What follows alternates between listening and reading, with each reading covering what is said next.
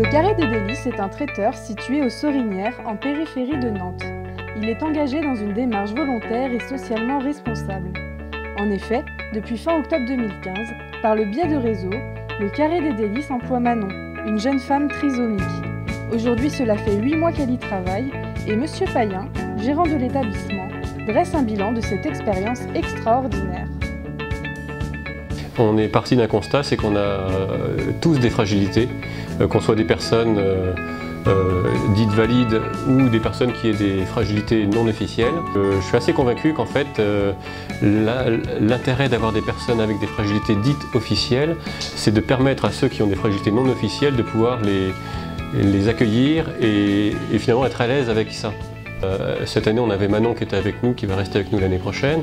On a créé un groupe qui se réunit une fois par mois avec Manon, sa maman, sa tutrice dans l'entreprise et puis une personne extérieure qui vient nous coacher pour essayer de relire un petit peu ce qu'on a vécu avec elle par période. Et ça permet de prendre un petit peu de hauteur et puis de se dire, ben voilà, où sont les problèmes, comment les améliorer. Manon apporte quelque chose de supplémentaire à l'entreprise qu'on n'a pas forcément avec un autre salarié, et ça, c'est sa vraie valeur ajoutée. Il y a des difficultés, parce qu'au départ, il y a des choses qu'on comprenait mal, des choses qu'on s'interdisait. Je prends un exemple tout simple, c'est qu'on se dit, bah non, on va pas la mettre à éplucher les carottes, parce que voilà, c'est un travail bas de gamme, enfin entre guillemets, même s'il n'y a pas de sous-métier, mais on avait un peu des scrupules à faire ça. Bon, finalement, on s'est mis à l'aise avec ça, puis on l'a fait. Manon est chez nous depuis 8 mois en CDD.